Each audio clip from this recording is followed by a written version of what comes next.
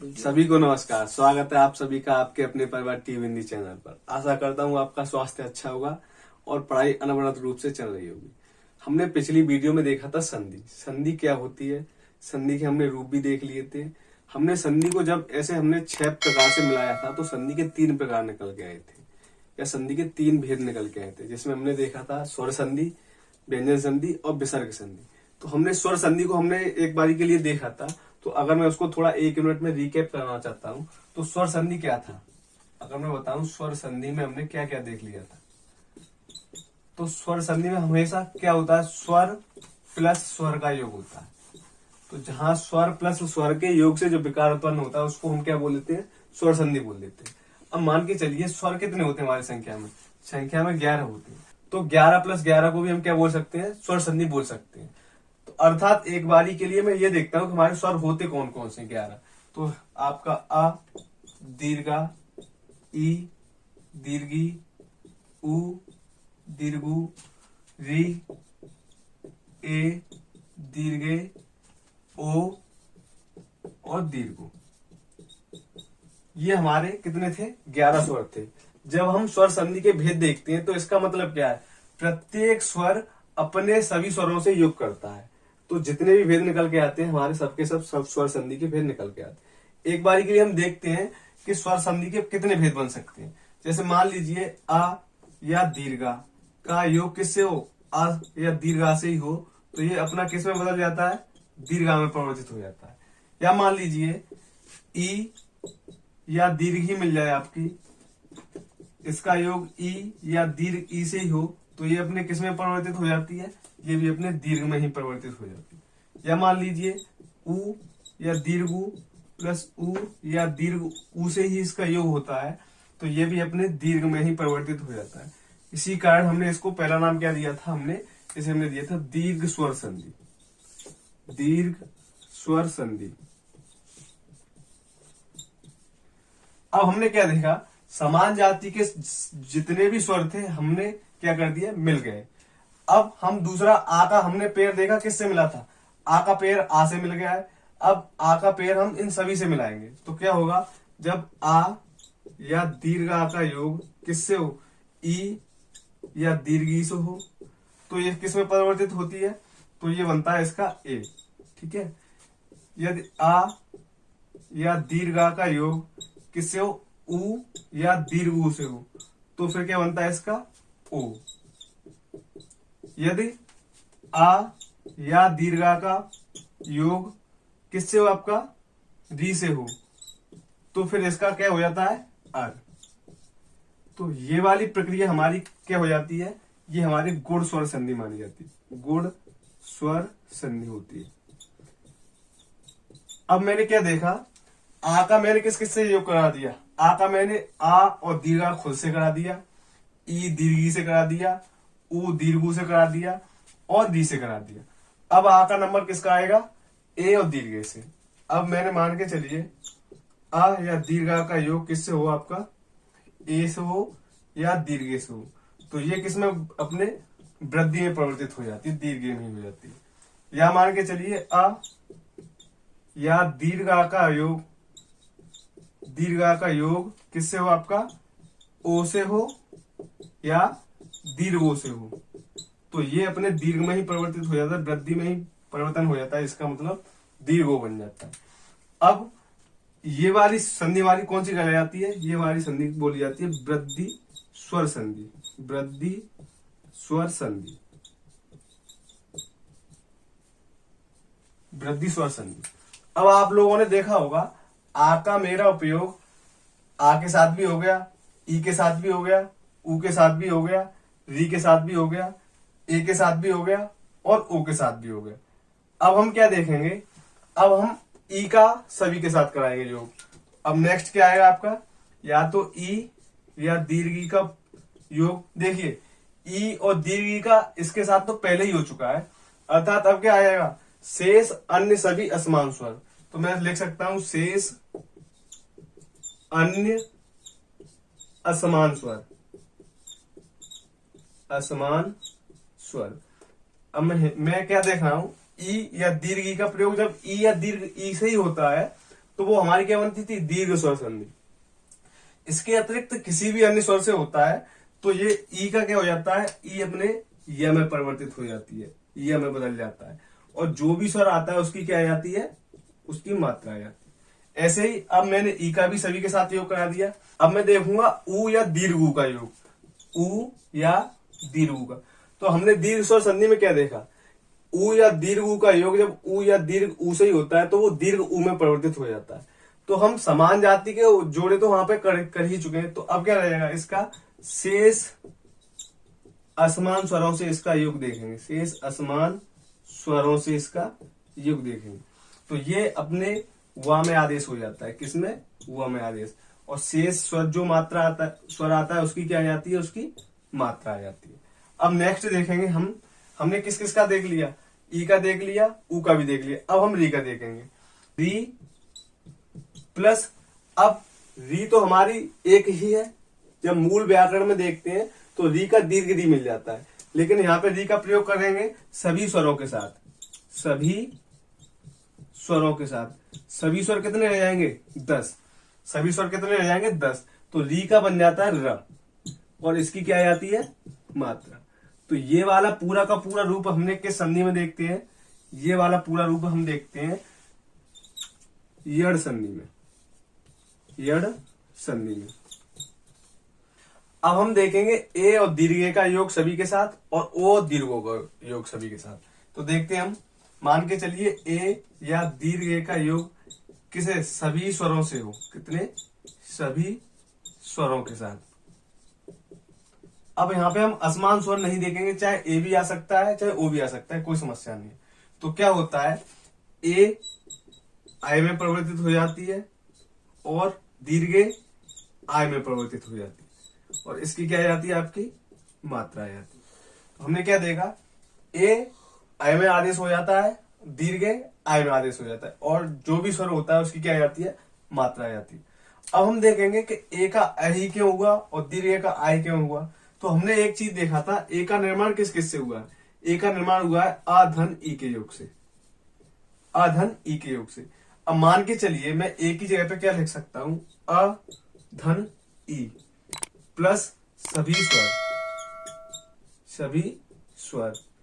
अब हमने देखा ई के बाद कोई स्वर आता है तो उस ई किसमें परिवर्तित हो जाती थी, य में हो जाती थी, और इसकी क्या आ जाती थी, मात्रा आ जाती थी। अभी हमने एड़ संधि में ये देखा था।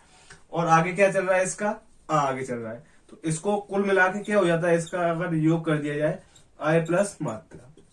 जब हमारा ए हमारा लघु था तो हमारा आ कौन सा था, लघु। जब ए हमारा दीर्घ आ जाता है तो आ हमारा क्या आ जाता है इसका, इसलिए भी मैंने इसका क्या कर दिया, दीर्घ आय कर दिया। तो मेरे हिसाब से आपको समझ में आ रहा होगा, ए का क्या हो जाता है आय, दीर्घ ए का क्या हो जाता है आय। अब हम देखेंगे ओ या दीर्घ ओ का योग सभी स्वरों से साथ हो, चाहे कोई भी स्वर हो, सभी स्वरों के साथ। तो अब इसका क्या होता है, ओ अब में परिवर्तित हो जाता है और औ आव में परिवर्तित हो जाता है, और जो स्वर होता है उसकी क्या आ जाती है, मात्रा। ऐसे हमने देखा था कि ओ को हम किस प्रकार से लिख सकते थे, ओ को हम इस प्रकार से लिख सकते थे, हम देख सकते हैं अ धन उ।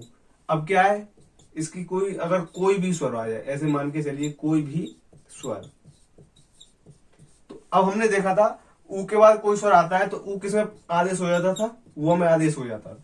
आगे क्या चल रहा है हमारा, अ चल रहा है, और स्वर की क्या आ जाती है, हमारी मात्रा आ जाती है। तो अब ये क्या हो जाएगा, अब प्लस मात्रा। तो हम देख सकते हैं कि ओ का क्या हो जाता है अब, औ का क्या हो जाता है आप। इस तरीके से जो ये वाला पेयर बनता है इसको हम बोल देते हैं अयाद संधि। क्यों, आय आय अब आप, इसलिए इसका नाम क्या पड़ जाता है, अयाद संधि, अयाद संधि। तो अब आप देख सकते हो कि हमने सभी स्वरों का योग शेष अन्य सभी स्वरों से करके देख लिया। इस प्रकार स्वर संधि के 5 ही भेद निकल के आते हैं। इसमें हमने सबसे पहले देखा था दीर्घ स्वर संधि, फिर हमने देखा था गुण स्वर संधि, फिर देखा था वृद्धि, उसके बाद यड़, और उस अंतिम हमने देखा अयाद संधि। तो अब हम देखेंगे स्वर संधि के 5 भेद में सबसे पहले दीर्घ स्वर संधि। हेडिंग बना सकते हैं हम, दीर्घ स्वर संधि।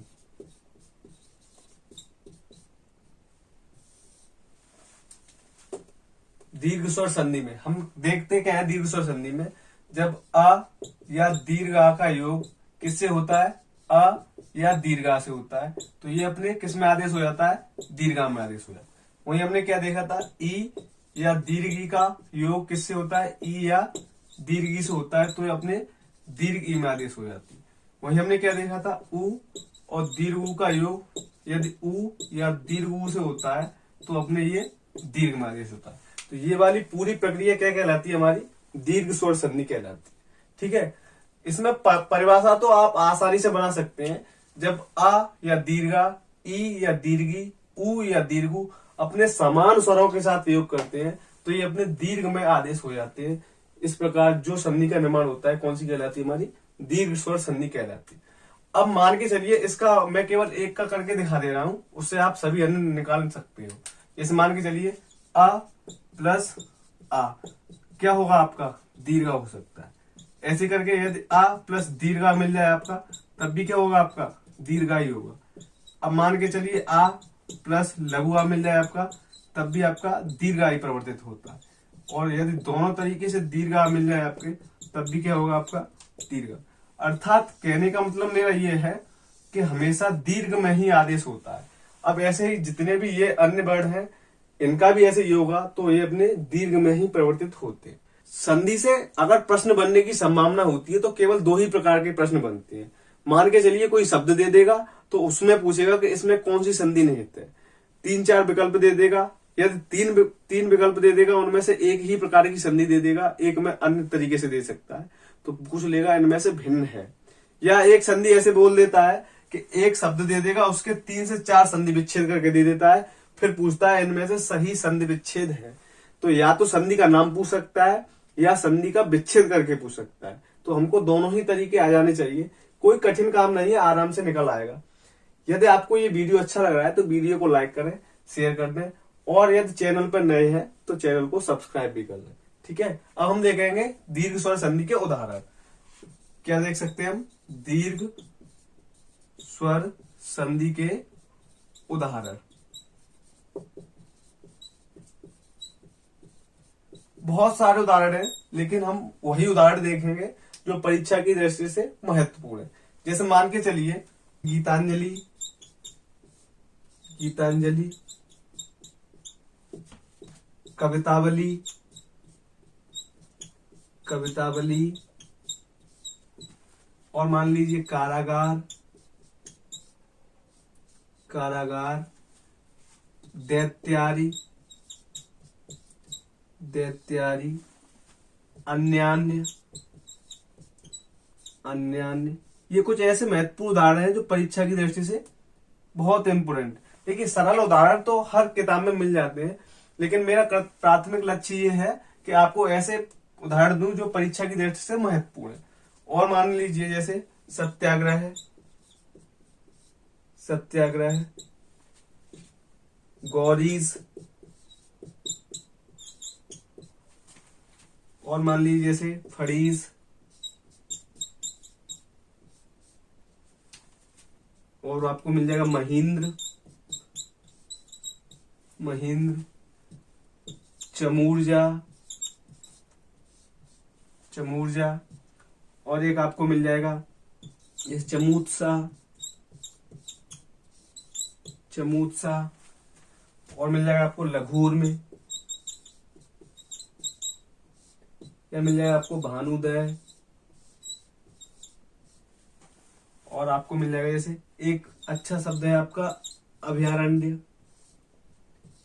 अभयारण्य। एक और अच्छा शब्द है जैसे रामायण।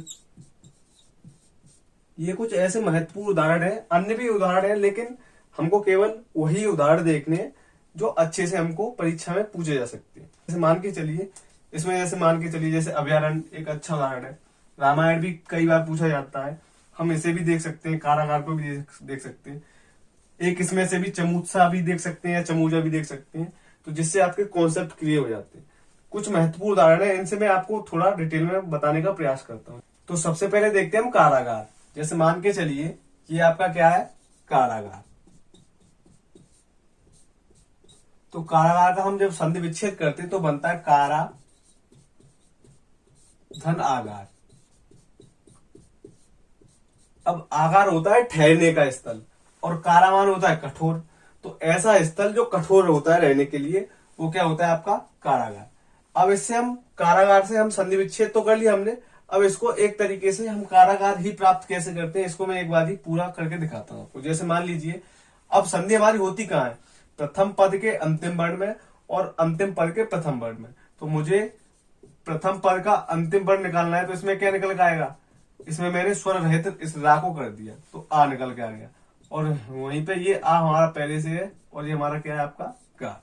तो अब जो भी संधि होगी यहाँ पे होगी, तो जब दीर्घा प्लस दीर्घा मिलके क्या बन जाता है आपका, दीर्घा मिलके बन जाता है दीर्घा।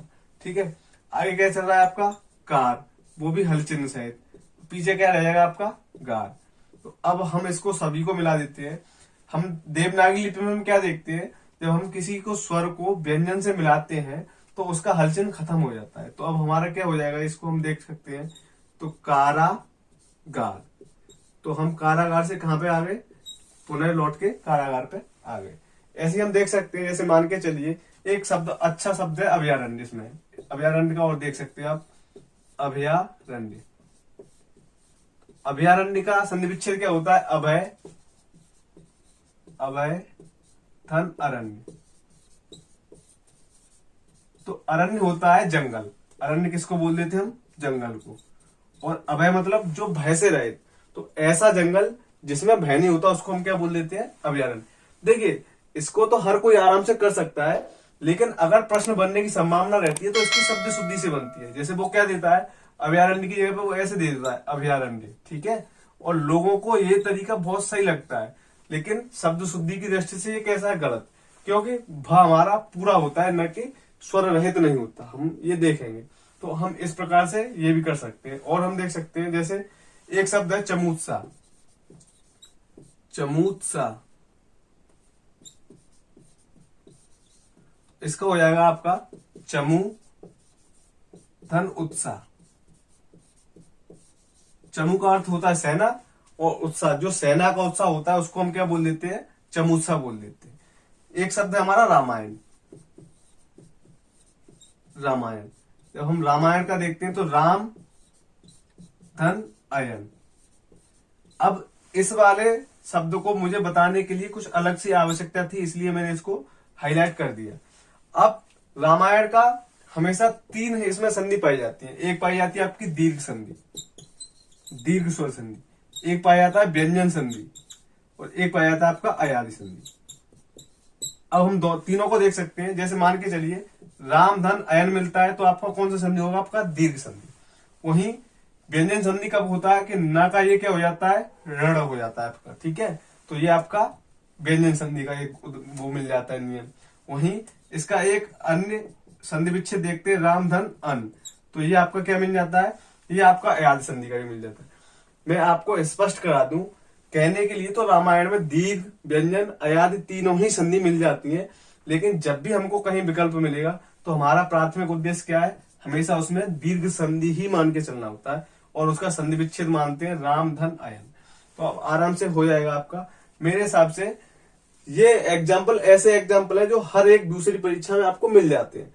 देखिए वो वाले मैंने एग्जाम्पल कभी नहीं बताए, जैसे आपको मिल जाएगा विद्यालय, शिवालय, ऐसे एग्जाम्पल अब हर ऐसी परीक्षा में नहीं पूछे जाते। एग्जामिनर भी अब अच्छे अच्छे प्रश्नों पे ध्यान देने लगे हैं। हम देखेंगे गुण स्वर संधि। दूसरा भाग हमारा क्या था, दूसरा हमारा था गुण स्वर संधि, गुण स्वर संधि। गुण स्वर संधि में हमने क्या देखा था, सबसे पहले ये देखेंगे कि इसका मेल कैसे कैसे हुआ था।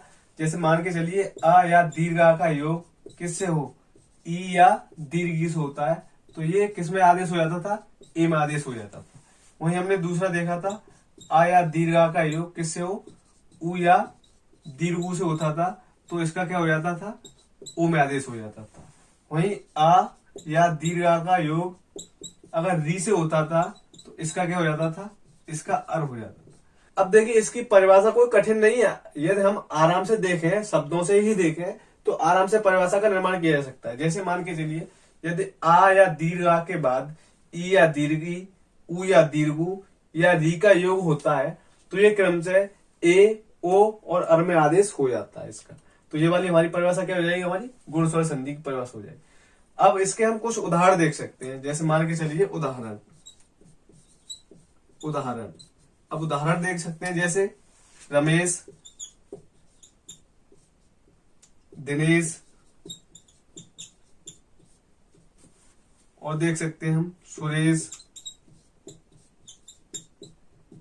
महेंद्र,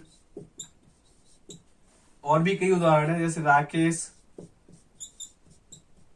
इसको थोड़ा हाईलाइट कर लो, द्वारकेश, ये भी ठीक है, इसको भी हम देख सकते हैं। और देख सकते हैं उत्तरोत्तर, और देख सकते हैं सोधारण, और अन्य देख सकते हैं हम जैसे मान के चलिए कणवर्षी, और देख सकते हैं महर्ड, क्या हो सकता है, महर्ड, और अन्य देख सकते हैं हम जैसे बरसर्तु, शीतर्तु, ये भी मिल जाएगा आपको, ग्रीष्मर्तु,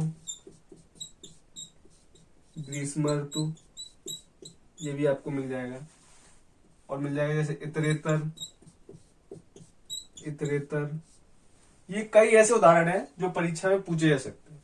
देखिए मेरे जहां तक अनुभव की बात है, जहां तक मैं बताऊं आपको, हमेशा ये वाले उदाहरण अधिक पूछता है। अ या दीर्घा प्लस री वाला ये आदेश किस में हो जाता है, अर वाले। तो जितने भी अर वाले उदाहरण है वो आपके बहुत महत्वपूर्ण है, परीक्षा में वहीं से ज्यादा प्रश्न बनने की संभावना रहती है। तो मान के चलिए किसी को भी आप देख लो, जैसे मान के चलिए राकेश है, तो राकेश का क्या होता है, राका धन ईस। अब ईस जहां भी मिलेगा आपको दीर्घ ई का ही उपयोग करना है, ठीक है। विकल्प में आपको ऐसे भी ईस मिल सकता है, लेकिन ये वाला गलत है, हमेशा दीर्घ ई वाला ही हमको उपयोग में लाना है। तो राका होता है चांदनी रात, और ईस हमारे भगवान। तो जो चांदनी रात का भगवान या स्वामी होता है उसको हम क्या बोल देते हैं, राकेश, अर्थात चंद्रमा। अब मान के चलिए हम यहाँ से क्या इसका अगर संधि विच्छेद करके देखते हैं तो क्या हो जाएगा आपका, राख धन दीर्घा धन, यहाँ से क्या हमें चाहिए दीर्घी, और धन यहाँ पे क्या है स। तो हमेशा संधि कहाँ पे होती है, प्रथम पद के अंतिम वर्ण में और द्वितीय पद के प्रथम वर्ण में। तो अब आ धन ई का योग क्या हो जाता है, ए। तो इसका क्या हो जाता है, ए। आगे क्या चल रहा है आपका, राग, और धन पीछे क्या रहेगा आपका स। तो अब क्या बन जाएगा ये, राकेश, क्योंकि ये ए इसके हलचिन्ह को खत्म करके क्या लगा देगा, अपना मात्र लगा देगा। तो हम राकेश से कहां पे आगे, फिर राकेश। इस प्रकार से किसी भी शब्द को हम देख सकते हैं। जैसे मान के चलिए ये वाला शब्द कभी भी कर तो सकते हो, लेकिन अगर प्रश्न फंसाएगा तो वो क्या देगा आपको, द्वारकेश ऐसे करके देगा, जो कि शब्द शुद्धि की दृष्टि से कैसा है, गलत। हमेशा यहाँ पे छोटी ई की मात्रा नहीं आती है, सीधा सीधा रहता है, फिर कोई दिक्कत नहीं है, हो जाएगा। जैसे मान के चलिए कुछ अन्य उदाहरण भी देख सकते हैं। जैसे मान के चलिए महर्ड है, तो महर्ड का क्या हो जाता है, मैं यहाँ पे बताता हूं, महर्ड। तो महर्ड का हो जाता है महा धन ऋण।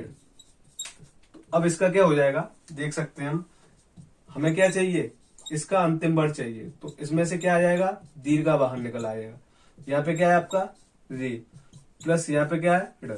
तो अब प्रथम पद का अंतिम वर्ण और द्वितीय पद का प्रथम वर्ण, अब आ धन री बन के क्या हो जाता है आपका, अर हो जाता है।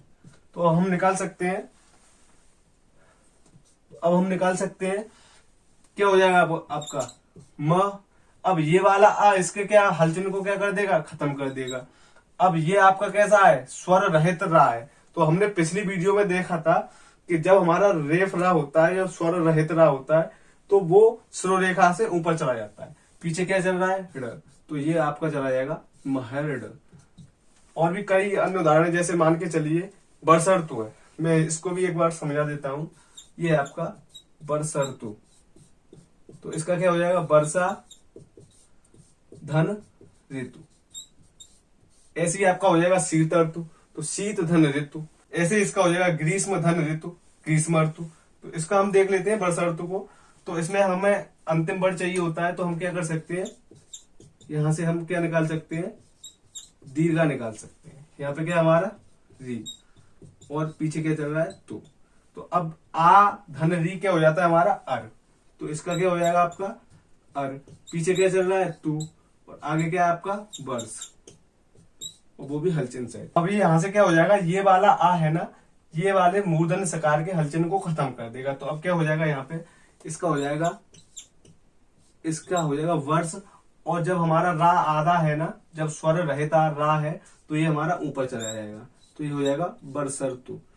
तो कुल मिला के हमने क्या देखा कि जितने भी री वाले उदाहरण है, आ या दीर्घ आ से री का योग होता है तो अर, ये वाले उदाहरण बहुत ज्यादा महत्वपूर्ण है। तो ये हमको परीक्षा की दृष्टि से याद रखें। अगर ये वीडियो आपको पसंद आ रहा है तो वीडियो को लाइक करें और शेयर करें, जिससे ये आपके सहपाठियों तक आसानी से पहुंच सके। यदि चैनल पे नए हैं तो चैनल को सब्सक्राइब करें। Thank you.